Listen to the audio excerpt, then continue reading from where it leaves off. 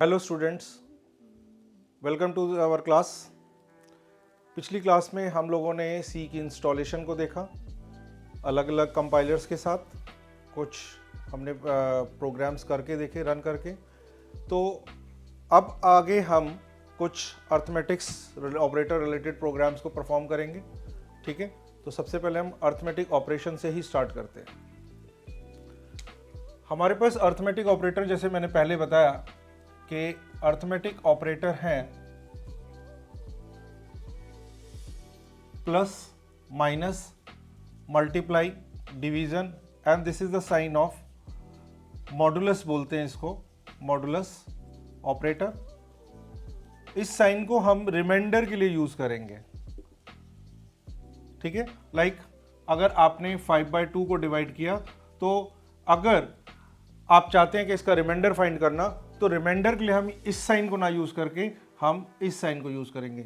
Means हम यहां पर इसको इस तरह से लिखेंगे 5 मॉडुलस 2, ठीक है, और इसका रिजल्ट आ जाएगा 1, राइट। लेकिन अगर आप इसमें डिवीजन का साइन यूज करते यहां पर, तो यहां पर आपका आ जाता रिजल्ट 2, क्योंकि 2 to the 4 से इसको डिवीजन मिल जाता, राइट। तो यहां पर इन ऑपरेटर्स को हम यूज करेंगे। इन ऑपरेटर्स के अंदर कुछ प्रायोरिटीज भी है। यहां पर अगर हम प्रायोरिटीज के केस में एक और ऑपरेटर हम यूज कर लें, जिसे हम बोलते हैं असाइनमेंट ऑपरेटर। असाइनमेंट ऑपरेटर तो हमारा यहां पर डिवीजन, मल्टीप्लिकेशन और मॉडुलस ये फर्स्ट प्रायोरिटी पर है। इसके अलावा प्लस और माइनस ये हमारा सेकंड प्रायोरिटी पर है, and assignment operator is on third priority. अब यहाँ पे प्रायोरिटी का क्या मतलब है यहाँ पर? तो बेसिकली प्रायोरिटी यहाँ पर यूज हो रही है कैलकुलेशन के लिए। तो जैसे आपने देखा है मैथमेटिक्स में हम बॉडमास रूल यूज करते हैं, सेम यहाँ पर भी बॉडमास रूल यूज होगा। लाइक पहले outer brackets, inner brackets open होंगे, फिर आउटर ब्रैकेट्स ओपन होंगे, उसके अंदर जो सबसे पहले हमारे पास ऑपरेटर आएगा उनकी प्रायोरिटी चेक होगी। लाइक अगर सपोज कीजिए कि यहाँ पर लिखा हुआ है 5 डिवाइडेड बाय 2 मल्टीप्लाइड बाय 2, अगर ये क्वेश्चन लिखी हुई है, तो इस इक्वेशन में ये भी ऑपरेटर दोनों के दोनों ही ऑपरेटर आपको यहाँ पर मिल रहे हैं, और दोनों की प्रायोरिटी क्या है? On the same level.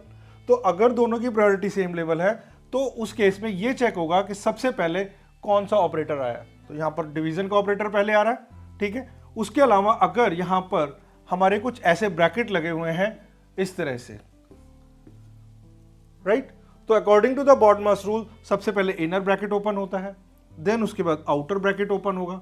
तो उस केस में सबसे पहले जो इक्वेशन सॉल्व होगी वो ये सॉल्व होगी, और उसके बाद सेकंड स्टेप की इक्वेशन इन दोनों के बीच में परफॉर्म होगी, और जो रिजल्ट आएगा वो रिजल्ट हमारा इसके साथ थर्ड ऑपरेशन में परफॉर्म होगा यहां पर, ठीक है। तो इस तरह से हमारी यहां पर अर्थमेटिक ऑपरेशन परफॉर्म होंगे according to the priority, right.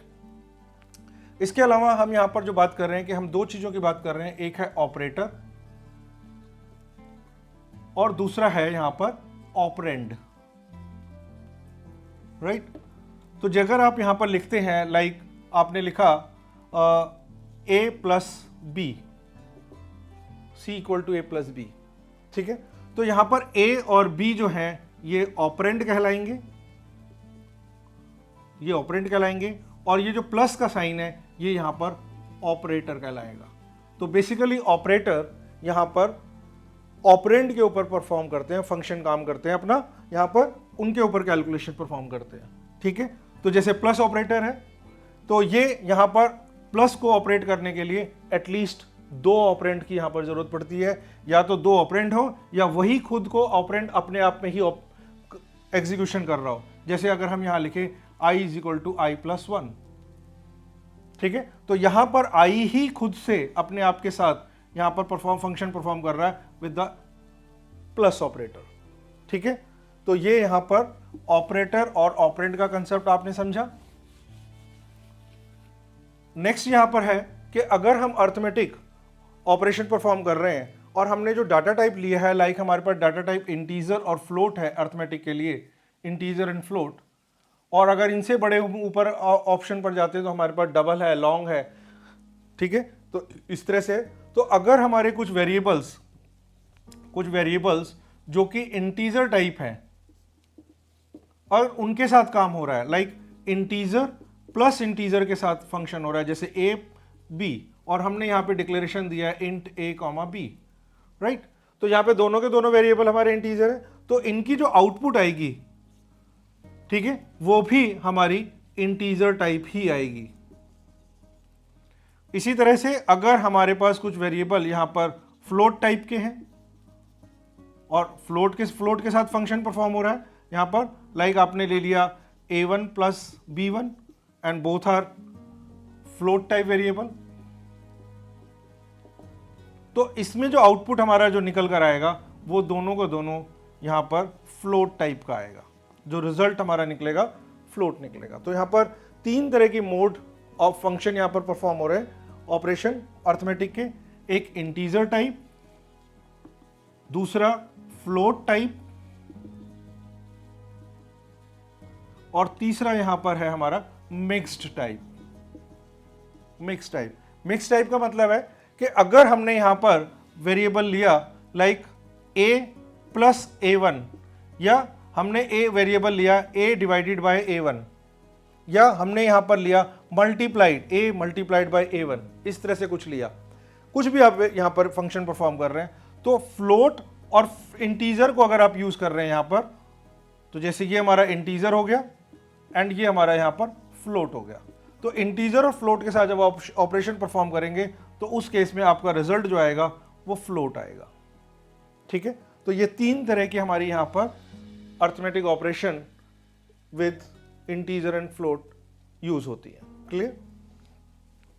सी में जो हम प्रोग्राम लिखते हैं वो हमारी जो इंस्ट्रक्शंस हैं उनको हम 4 कैटेगरी में डिवाइड करते हैं सी की इंस्ट्रक्शंस को। सबसे पहली इंस्ट्रक्शन हमारी होती है जिसे हम कहते हैं सीक्वेंशियल इंस्ट्रक्शन। सीक्वेंशियल इंस्ट्रक्शन, ठीक है। सीक्वेंशियल इंस्ट्रक्शन क्या है? सीक्वेंशियल इंस्ट्रक्शंस हमारी वो इंस्ट्रक्शंस हैं जिसके अंदर हमने जो भी इंस्ट्रक्शंस लिखी है प्रोग्राम 1 बाय 1 उन स्टेटमेंट्स को एग्जीक्यूट करता जाएगा, उसमें कोई भी ऐसा डिफरेंस नहीं आएगा कि अभी कौन सी स्टेटमेंट करे या बाद में कौन सी स्टेटमेंट करे। जैसे जैसे लाइक आपने 1 2 3 4 की फॉर्म में अगर कुछ स्टेटमेंट्स इस तरह लिखी है तो पहले ये स्टेटमेंट एग्जीक्यूट होगी, फिर ये होगी, उसके बाद ये होगी और उसके बाद ये होगी, तो ये चारों स्टेटमेंट 1 बाय 1 एग्जीक्यूट होंगी। इस तरह की एग्जीक्यूशन को हम कहते हैं सीक्वेंशियल इंस्ट्रक्शन। अभी हम एग्जांपल की फॉर्म में अभी कुछ प्रोग्राम्स कर देखते हैं कि सीक्वेंशियल इंस्ट्रक्शन कैसे होगी। सेकेंड इंस्ट्रक्शन हमारी यहां पर होती है जिसे हम कहते हैं डिसीजन कंस्ट्रक्ट।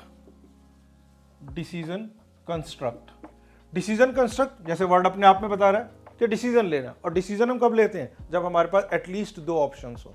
अगर आपके पास ऑप्शन ही नहीं है तो डिसीजन का तो मतलब ही नहीं है। लेकिन यहां पर अगर हम बात कर रहे हैं डिसीजन लेने की, तो डिसीजन का मतलब है कि एटलीस्ट हमारे पास 2 ऑप्शंस हैं, या तो ये होगा या ये तो वो होगा। तो उस तरह की अगर हमारे पास चॉइसेस हैं, लाइक हमने कहा कि हमारे पास ये एक इंस्ट्रक्शन है, उसके ऊपर ये हमारी कंडीशन लगी हुई है कि अगर ये कंडीशन है तो ये इंस्ट्रक्शंस होगी, अदरवाइज यहां पर हमारी ये इंस्ट्रक्शंस एग्जीक्यूट होगी, ठीक है। तो सारी की सारी चीजें डिपेंड किस पर कर रही है? इस कंडीशन पर, इस कंडीशन की यस और इस कंडीशन की नो के ऊपर। अगर ये कंडीशन ट्रू हो रही है तो ये डिसीजन लिया जाएगा, अगर ये कंडीशन ट्रू नहीं हो रही है तो ये डिसीजन लिया जाएगा। जैसे आप कोर्ट में देखते हैं कि अगर कोई केस प्रूव हो जाता है, सपोज किसी ने मर्डर किया 302 अंडर आईपीसी, तो अगर उसका जो भी यहाँ पर एलिगेशन है वो अगर प्रूव हो जाता है तो उसको सजा होगी, अगर वो एलिगेशन प्रूव नहीं होता है तो उसको सजा नहीं होगी। तो ये इस तरह की स्टेटमेंट्स हमारी कहलाती हैं डिसीजन कंस्ट्रक्ट्स। तो हमारी यहाँ पर डिसीजन कंस्ट्रक्ट हो जाता है। तीसरा यहाँ पर है हमारे पास जिसे हम कहते हैं रिपीटिशन और लूप कंस्ट्रक्ट।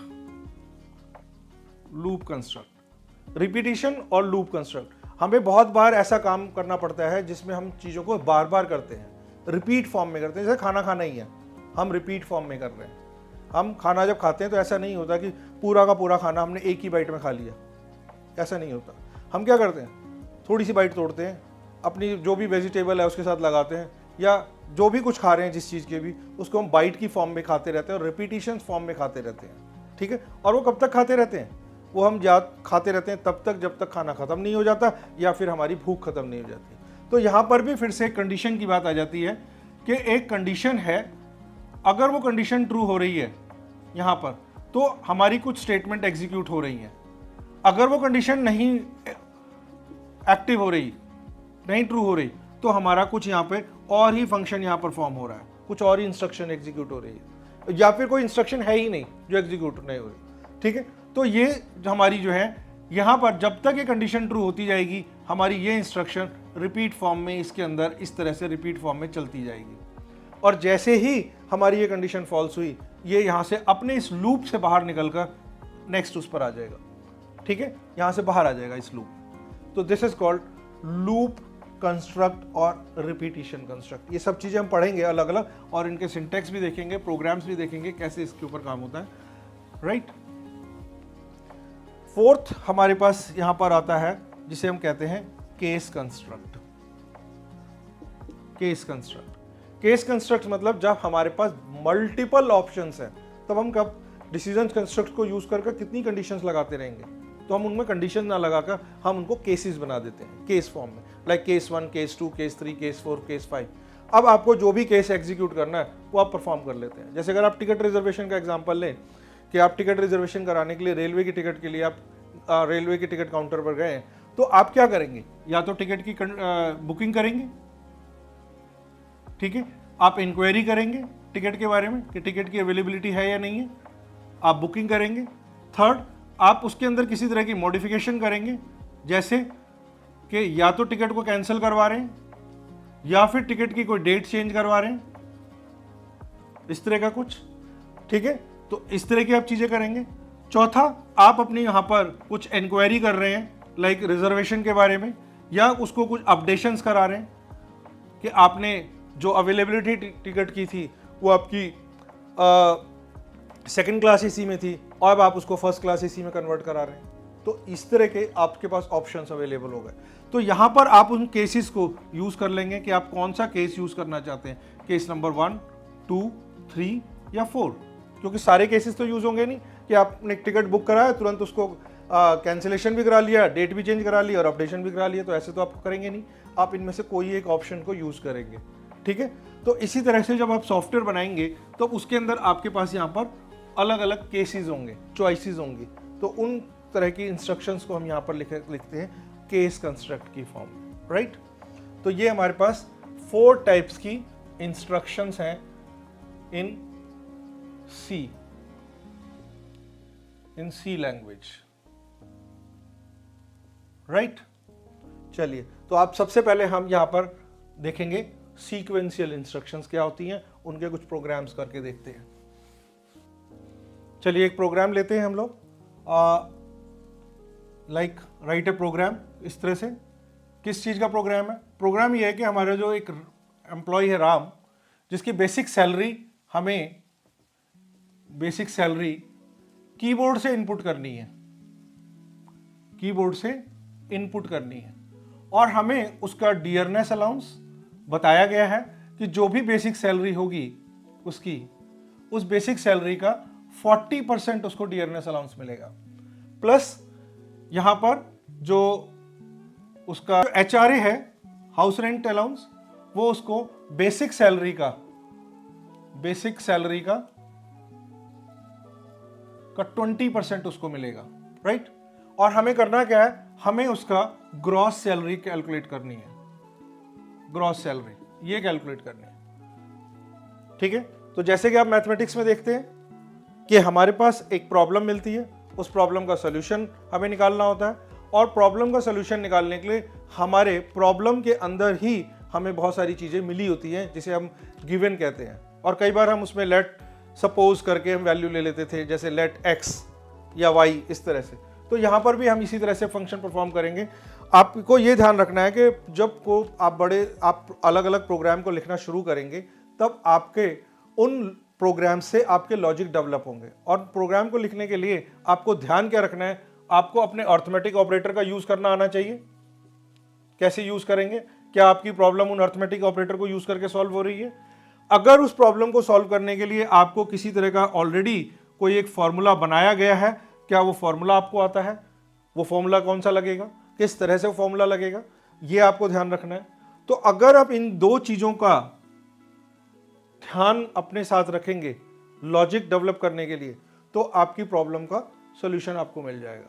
ठीक है, तो जैसे अब इसी क्वेश्चन की अगर हम बात करें तो यहां पर हमें करना क्या है, हमें ग्रॉस सैलरी कैलकुलेट करनी है। और ग्रॉस सैलरी क्या होती है, ग्रॉस सैलरी होती है हमारी बेसिक प्लस HRA और प्लस DA। अगर इतनी चीजें मिल रही हैं तो उसको, इनका टोटल उसकी ग्रॉस सैलरी होगी। ठीक है, और बेसिक हमें यूजर से इनपुट कराना है कीबोर्ड से।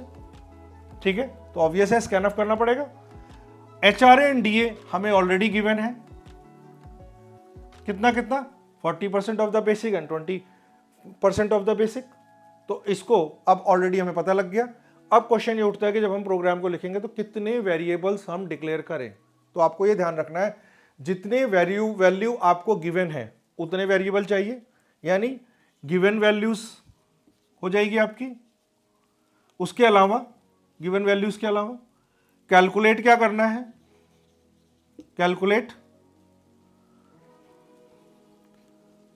कैलकुलेट ले लेंगे, वो कितने वेरिएबल्स हैं आपके। ठीक है, इसके अलावा क्या कोई ऑप्शनल वेरिएबल हमें ऑप्ट करना है यहां पर, जैसे लेट सपोज हम करते थे। तो अभी गिवन वेरिएबल्स के अंदर हम देखें तो गिवन वैल्यूज हमारी कौन सी है, यहां पर हमें बेसिक के लिए कहा गया है, HRA के लिए दिया हुआ है और DA दिया हुआ है। कैलकुलेट क्या करना है हमें, ग्रॉस सैलरी। ठीक है, ऑप्शन में कुछ है नहीं हमारे पास, फॉर्मूला कुछ लगेगा यहां पर। तो फॉर्मूला क्या लगेगा यहां पर, फॉर्मूला लगेगा basic plus HRA plus DA, और इसका जो रिजल्ट आएगा वो हो जाएगा हमारा ग्रॉस सैलरी। ठीक है, तो जब ग्रॉस सैलरी हमें मिल गई तो इसका मतलब पूरे प्रॉब्लम का सॉल्यूशन में मिल गया।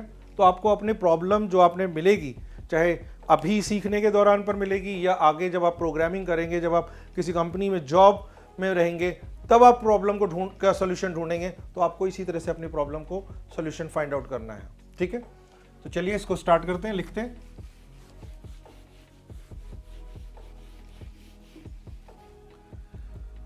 सबसे पहले हमारी इंस्ट्रक्शन है वो आ जाएगी हैश इंक्लूड stdio.h। उसके बाद हम यहां पर इंट मेन ले लेंगे। ठीक है, और अगर आप टर्बो सी में कर रहे हैं तो वॉइड मेन के साथ भी कर सकते हैं, कोई दिक्कत नहीं है। लेकिन आपको अगर देव C++ कर रहे हैं या फिर आप VS कोड में कर रहे हैं तो आपको इंट लेकर काम करना है। ठीक है, तो यहाँ पर इंट मेन, अब वेरिएबल की डिक्लेरेशन आ जाएगी हमारी।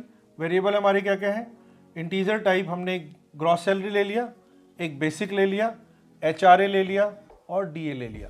ठीक है, उसके बाद हमने यहाँ पर इन वैल्यूज़ को एंटर करा लिया यूज़र से कीबोर्ड के थ्रू। एंटर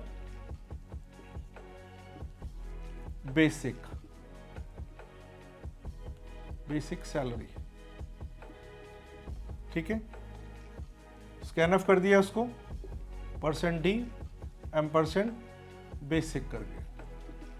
राइट, अब हमने फर्स्ट इंस्ट्रक्शन हमारी हो गई वेरिएबल की डिक्लेरेशन, सेकंड हो गई हमारी इनपुट आउटपुट की।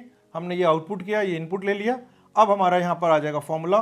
फॉर्मूला क्या था हमारा, base GS is equal to, पहले हमने ये कैलकुलेट करना पड़ेगा HRA, तो HRA को कैलकुलेट करा लेते हैं। बेसिक है ऑलरेडी हमने इनपुट ले लिया, तो बेसिक मल्टीप्लाइड बाय कितने %, HRA कितना था 20% डिवाइडेड बाय 100। तो आपने देखना है कि इस तरह से काम कर लिखना है। मैथमेटिक्स में जैसे आप लिख देते थे मल्टीप्लाई करने के लिए, बेसिक मल्टीप्लाई 20, हमारा कंप्यूटर इसको रिकॉग्नाइज नहीं करेगा। ये डॉट का मतलब यहाँ पर मल्टीप्लिकेशन नहीं काउंट करेगा। आपको मल्टीप्लिकेशन के लिए इस तरह से इंस्ट्रक्शन लिखनी पड़ेगी, बेसिक मल्टीप्लाई 20 डिवाइडेड बाय 100, तो 20% बेसिक का कैलकुलेट हो जाएगा। इसी तरह से हम यहाँ पर DA ले लेंगे। DA हमारा कितना था, बेसिक का 40%। ठीक है, और जैसे कि आप मैथमेटिक्स में कॉपी के अंदर आप लिखते थे तो आप इस तरह से डिवीजन लिखते थे, बेसिक मल्टीप्लाई 20 अगर लिखेंगे आप तो इस तरह से लिखते थे आप 100।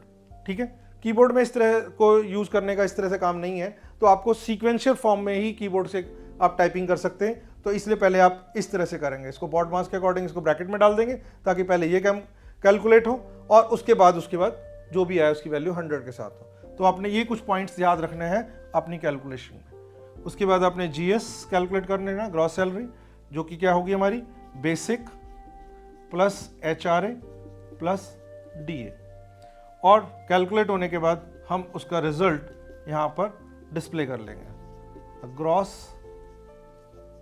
Salary is percent D GS, right. और उसके बाद ये यहाँ पर रिटर्न 0 और ये हमारा प्रोग्राम यहाँ पर कंप्लीट हो जाएगा। अब जब आप इसको रन करेंगे प्रोग्राम को, तो आपको एक ड्राई रन करना भी आना चाहिए। ड्राई रन क्या होता है? ड्राई रन होता है जब आपने प्रोग्राम को लिखा तो लॉजिकली उसको आप खुद ही कॉपी पेन लेकर या जिस भी चीज़ के साथ आप काम कर रहे हैं, सिस्टम पर कर रहे हैं, कैसे भी, आप उस प्रोग्राम को सॉफ्टवेयर के थ्रू रन मत कीजिए, खुद उसे कैलकुलेट करके देखिए कि क्या उसका रिजल्ट आ रहा है।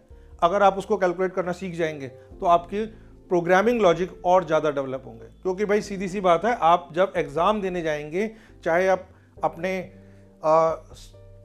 कॉलेज का एग्ज़ाम दे रहे हो या आप इंटरव्यू के लिए कहीं पर एग्ज़ाम दे रहे हैं, वहाँ पर आपको सिस्टम नहीं प्रोवाइड हो रहा है, आपको वहाँ पर कैलकुलेशन सब कुछ कॉपी पेन पे काम हो रहा है, तो उस पर आपको ड्राई रन करना आना बहुत ज़रूरी है, राइट।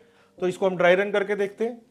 तो हमने यहाँ पर ड्राई रन के लिए मान लीजिए हमने यहाँ पर वेरिएबल्स ले लिए, जीएस ले लिया, बेसिक ले लिया, एचआरए ले लिया और डीए। ये इस स्टेटमेंट से ये इतने वेरिएबल्स की डिक्लेरेशन यहाँ पर हो गई, ठीक है।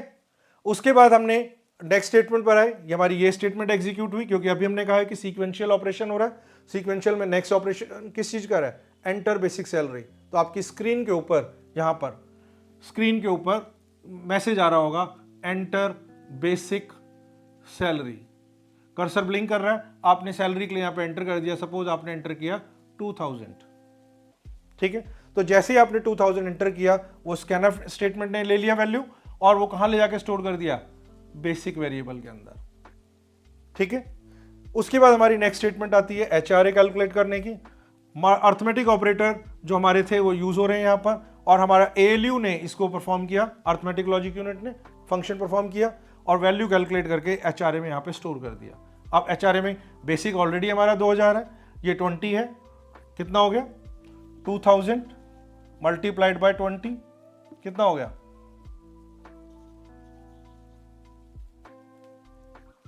ठीक है, डिवाइडेड बाय 100, ये कट गया, आपको कितना मिला यहाँ पर? 400, ठीक है। तो इस तरह से यहां पर ये वैल्यू आपकी आ गई कितनी? एचआरए आ गया 400, ठीक है। नेक्स्ट है बेसिक के ऊपर, डीए के ऊपर। डीए के अंदर बेसिक उसने 40% लिया, तो 40% लिया तो कितना हुआ? 800 रुपए के करीब हो गया। तो यहां पर वैल्यू आ गई, ठीक है। उसके बाद नेक्स्ट स्टेटमेंट पर आया, इसने क्या किया? इन तीनों वैल्यूज को आपस में एडअप किया, ठीक है, और उसका रिजल्ट उसमें बेसिक जीएस में स्टोर कर दिया, यानी ग्रॉस सैलरी में। तो कितना हो गया ये? 3200, ठीक है। तो यहां तक इसने 3200 कैलकुलेट कर लिया। अब फिर से ये स्क्रीन आउटपुट की मिल रही है, यानी मॉनिटर पर जाएगा। मॉनिटर पर क्या करेगा? इस मैसेज के साथ वैल्यू को प्रिंट कर देगा और यहां पर मैसेज आएगा द ग्रॉस सैलरी इज 3200, ठीक है। तो इस तरह से आप अगर इसको ड्राई रन करना सीख जाएंगे तो आपको अपने आप अपने प्रोग्राम के अंदर क्या गलतियां हैं, लॉजिक जो लगा है वो सही लगा है नहीं लगा है, आउटपुट जो आ रही है वो सही आ रही है नहीं आ रही, ये आपको पता लगना शुरू हो जाएगा, राइट। चलिए नेक्स्ट प्रोग्राम देखते हैं एक और।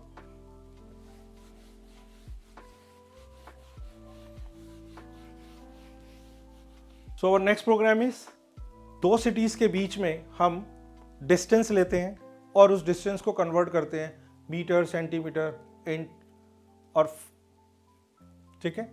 तो हमने यहाँ पे क्या करना है? डिस्टेंस लेना है, distance in between two cities, ठीक है। ये हमारा गिवन हो गया। उसके अलावा हमने करना क्या है? हमें उसको मीटर में, सेंटीमीटर में, इंचेस में और फीट में कैलकुलेट करना है। ठीक है, तो यहां से आपको पता लग जाएगा कि आपकी वेरिएबल की कितनी वेरिएबल चाहिए, 1 2 3 4 और ये 5। ठीक है, तो ये 5 वेरिएबल्स हमारे पास चाहिए इस प्रोग्राम को कैलकुलेट करने के लिए। तो चलिए लेट्स स्टार्ट।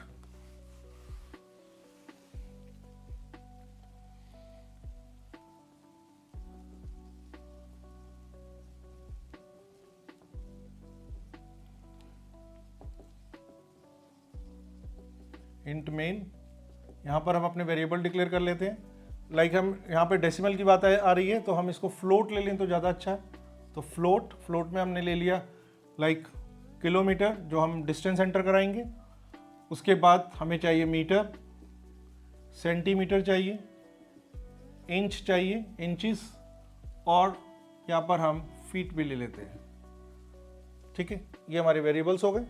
हमने यही देखना अपने जो प्रॉब्लम में कि क्या गिवन है और क्या कैलकुलेट करना है, और is there any optional value जो हमें बीच में लेनी पड़ सकती है तो हम वो ले लेंगे। सो नेक्स्ट हम यहां पर इसको printf enter the distance in between two cities in kilometre, ये हम मैसेज दे देते हैं जो स्क्रीन पर, ताकि यूज़र को क्लियर पता लगे कि क्या वैल्यू इनपुट करनी है उसको। और ये हमने किलोमीटर के अंदर वैल्यू इनपुट करा लिया। अब हम इसको यहाँ पर कैलकुलेट कर लेंगे। तो मीटर क्या होता है, 1 किलोमीटर में 1000 मीटर होता है। तो अगर किलोमीटर की वैल्यू दी गई है और हमें उसको मीटर में कन्वर्ट करना है तो मल्टीप्लाइड बाय 1000, तो मीटर बन जाएगा। ठीक है, सेंटीमीटर अगर हमें बनाना है तो 100 सेंटीमीटर का 1 मीटर होता है। मीटर ऑलरेडी मिल गए हैं। ठीक है, तो मीटर के अंदर हम क्या करेंगे, मल्टीप्लाइड बाय 100 कर देंगे। ठीक है, सेंटीमीटर बन जाएगा।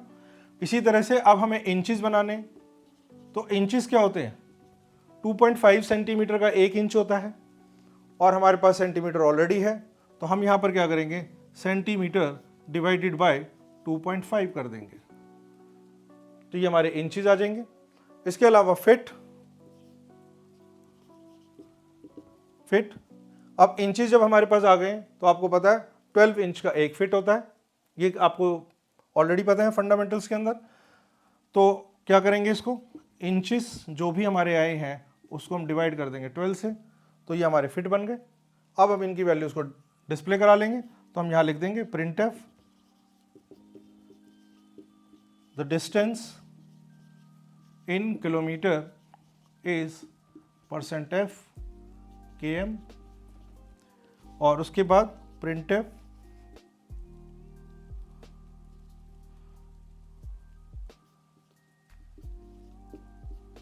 /n लगाते जाइए ताकि न्यू लाइन में प्रिंट करें मैसेज को।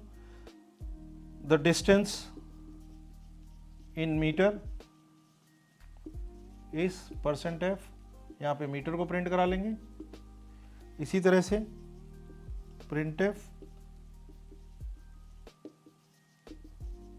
The distance in what, centimetre, पूरा ही लिख देते हैं सेंटीमीटर, क्योंकि ये तो मैसेज है, मैसेज के अंदर हम पूरा लिख सकते हैं। ये हो गया। Then printf inches, distance in inches is %f inches, ये हो गया। उसके बाद next is printf /n the distance in feet is %f feet, और उसके बाद यहाँ पे रिटर्न 0 और ये ब्रैकेट क्लोज। ठीक है, अब यहाँ से ये पूरे के अंदर जितनी भी इंस्ट्रक्शन लिखी है वो 1 बाय 1 एग्जीक्यूट हो जाएगी। सो this is called your sequential information. चलिए इसका भी ड्राई रन करके आप देख सकते हैं। ठीक है, सबसे पहले ये इंस्ट्रक्शन एग्जीक्यूट होगी। स्क्रीन के ऊपर आपके पास ये आएगा लिखा हुआ कि enter two city, enter distance in two cities. ठीक है, यहां पर कर्सर ब्लिंक कर रहा होगा, इस जगह पर आप एंटर कर देते हैं। सपोज आपने कर दिया 2 किलोमीटर। ठीक है, 2 किलोमीटर आपने वैल्यू इनपुट कर दी, यानी किलोमीटर की वैल्यू आ गई आपकी 2। ठीक है, वो 2 यहां पर आया, 1000 के साथ मल्टीप्लाई हुआ, मीटर आ गया। मीटर आपके बन गया कितना, 2000 मीटर। इसी तरह से जो मीटर की वैल्यू है वो यहां पर आ गई हमारी नेक्स्ट इंस्ट्रक्शन में, उसको हमने 100 से मल्टीप्लाई कर दिया सेंटीमीटर बनाने के लिए, और हमारी नेक्स्ट वैल्यू आ गई सेंटीमीटर की। इसी तरह से जब सेंटीमीटर की वैल्यू आ गई उसको हमने अपनी नेक्स्ट इंस्ट्रक्शन में दे दिया।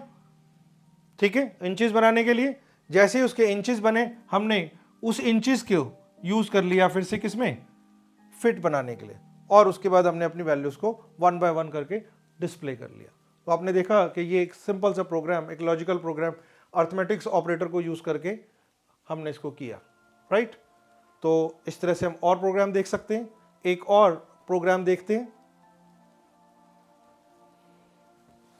नेक्स्ट प्रोग्राम लेते हैं हम लोग। एक फ़ारेनहाइट्स में टेम्परेचर इनपुट करवाते हैं कीबोर्ड से, और उसको हम कन्वर्ट करते हैं सेल्सियस में। ठीक है,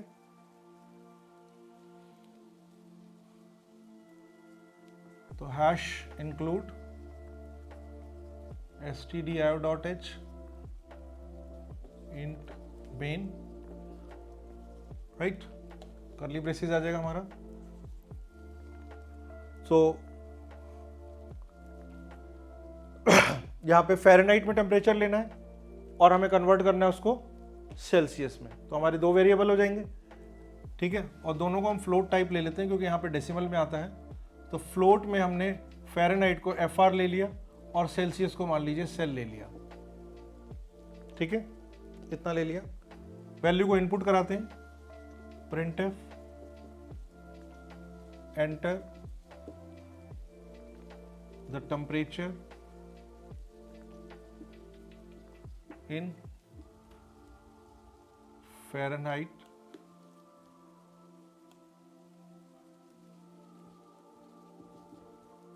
राइट।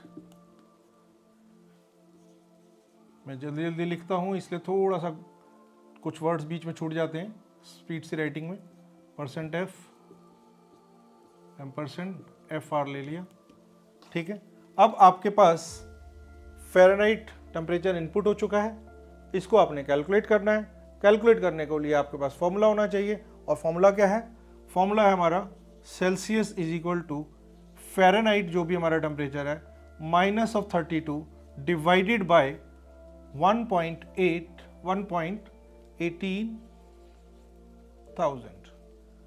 ठीक है, ये हमारी वैल्यू है। इसके साथ आप कैलकुलेट करेंगे और आपके पास यहाँ पे रिजल्ट आ जाएगा। printf the converted temperature in Celsius is %f cell। ठीक है, देन रिटर्न 0। राइट, तो अब आप इसको भी रन करके देख लेंगे। पहले आप फ़ारेनहाइट टेम्परेचर में आप लेंगे, फिर इसको कैलकुलेट करेगा, कैलकुलेट करके आपको रिजल्ट शो कर देगा। Right, so this is the program for temperature conversion.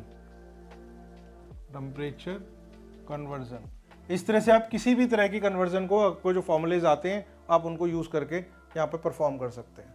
अगर आपको किसी भी चीज़ का फॉर्मूला, आप मेंसुरेशन का लगा लीजिए, ट्रिग्नोमेट्री लगा लीजिए, कोई भी उनके फॉर्मूलेज आपको आते हैं, वैल्यूज इनपुट कीजिए, फॉर्मूले लगाइए और आप यहाँ पर उनको सबको कैलकुलेट कर सकते हैं। राइट, चलिए एक और प्रोग्राम हम लेते हैं यहाँ पर। अब देखिए यहाँ पर हम जब भी कोई प्रोग्राम ले रहे हैं वो एक डिफरेंट प्रोग्राम है, अपने आप से हमेशा डिफरेंट प्रोग्राम है।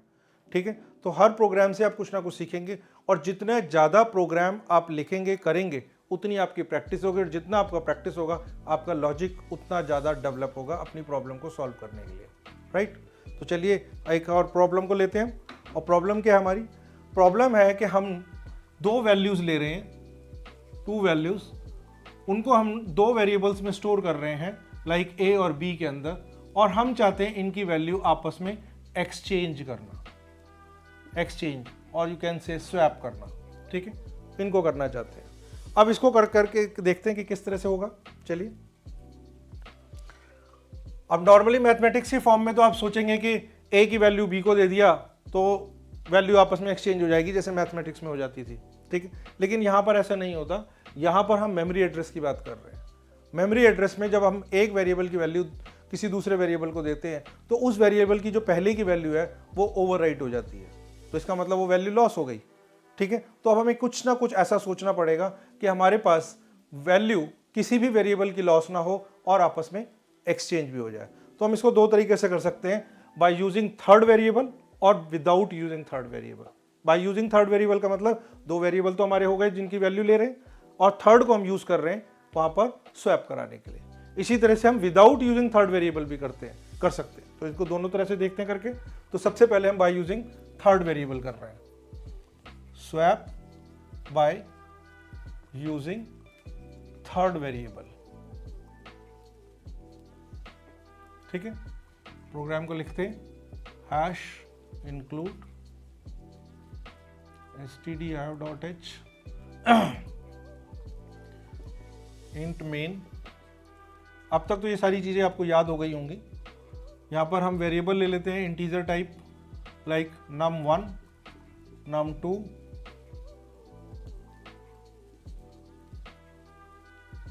ठीक है, और एक वेरिएबल हम ले लेते हैं स्वैप के नाम से, ठीक है, जिसे हम थर्ड वेरिएबल कह रहे हैं। चलिए एंटर करते हैं, वैल्यू इनपुट कराते हैं। सबसे पहले printf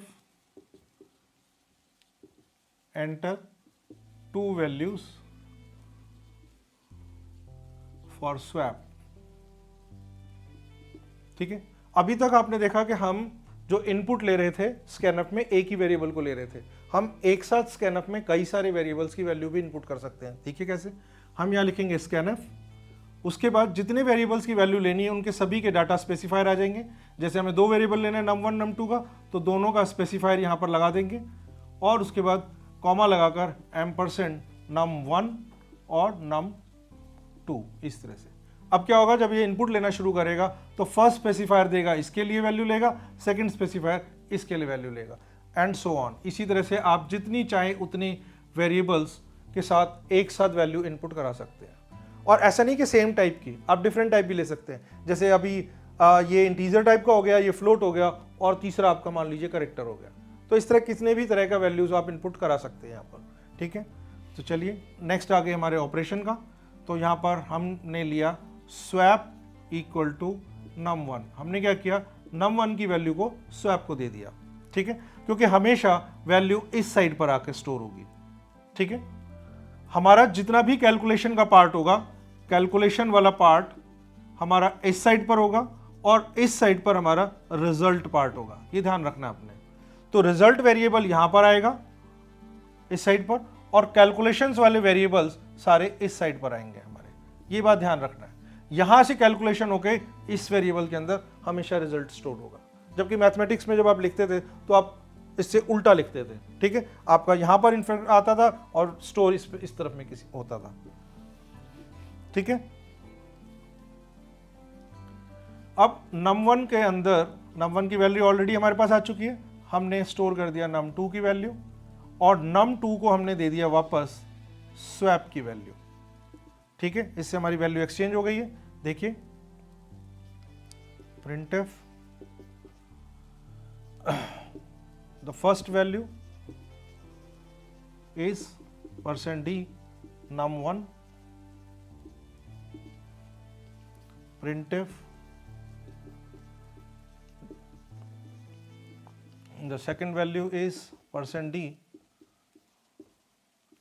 num2, then return 0, ठीक है।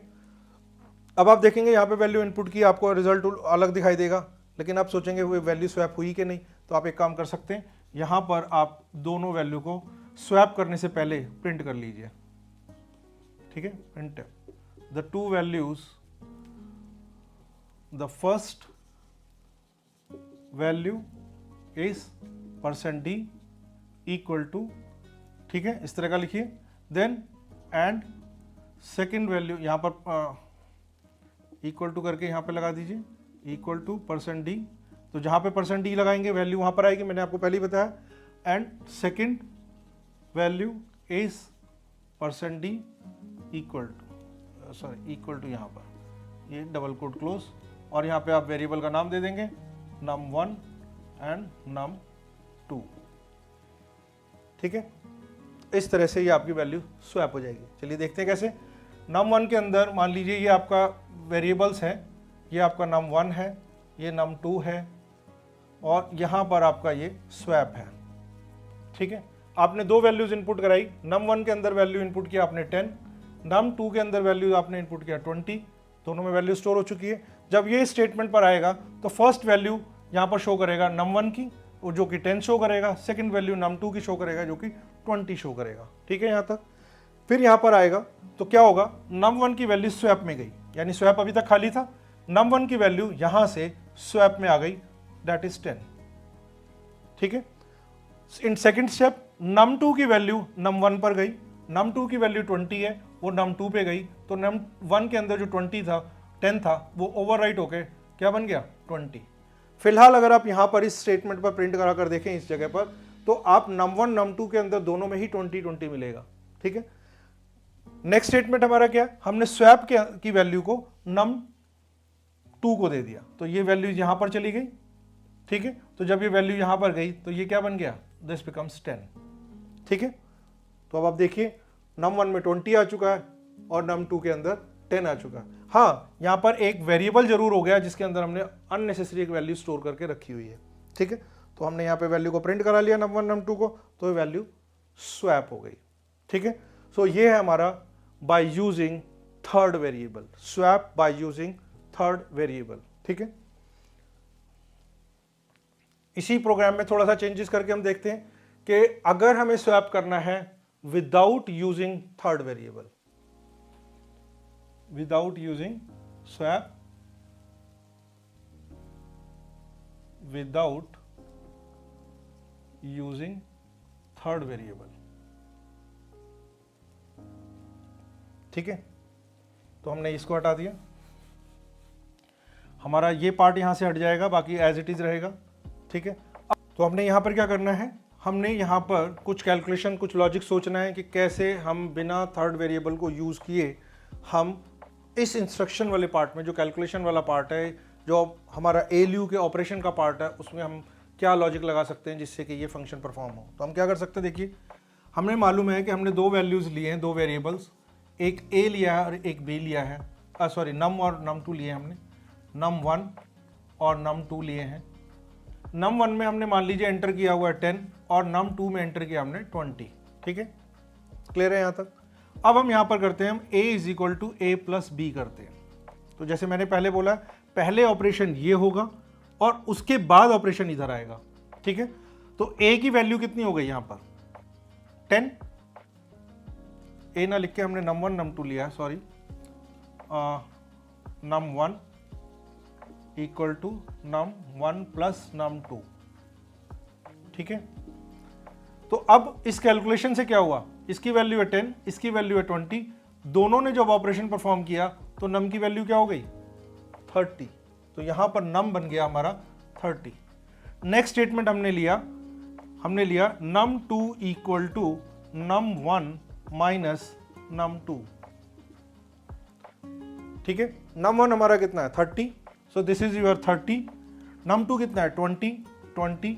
जब ये ऑपरेशन परफॉर्म हुआ, यहां पर आया तो ये वैल्यू क्या बन गई 10, तो num2 के अंदर क्या आ गया, यहां पर आ गया 10। क्लियर। नेक्स्ट है हमारा स्टेटमेंट, हमने लिखा num1 equal to num1 minus of num2। ठीक है, num1 हमारा अभी भी 30 है यहां पर। ठीक है, num2 हमारा 10 बन चुका है। ठीक है, जब ये दोनों फंक्शन अपना कैलकुलेट करेंगे, वैल्यू कैलकुलेट करेंगे, तो यहाँ पर वैल्यू आ जाएगी कितनी 30 माइनस 10 20, तो ये हो गया हमारा 20। ठीक है, तो आप देखो कि सिर्फ इस इंस्ट्रक्शन से यहाँ पर आपकी दोनों वैल्यूज स्वैप हो गई और हमें यहाँ पर थर्ड वेरिएबल की ज़रूरत नहीं पड़ी। क्लियर? सिर्फ हमने दो वेरिएबल्स को ही प्लस माइनस करके यहाँ पर वैल्यू एक्सचेंज करा दिया। सो this is your swap without using third variable.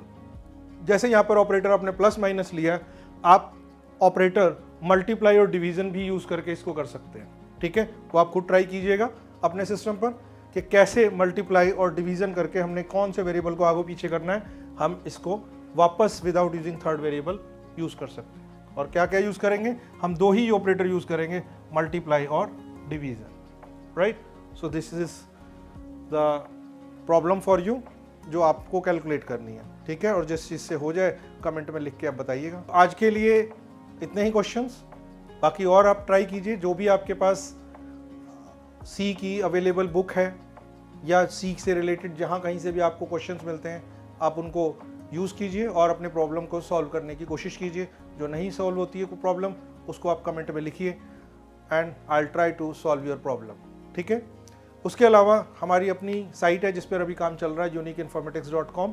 वहाँ पर आपको बहुत सारे इसके नोट्स भी मिलेंगे और इन प्रॉब्लम्स के जितने भी यहाँ पे प्रोग्राम किए जा रहे हैं, उन सभी प्रोग्राम्स के सोर्स कोड आपको अवेलेबल होंगे वहाँ पर थोड़े ही टाइम में। जल्दी आपको बता दिया जाएगा जब ये सब कुछ हो जाएगा।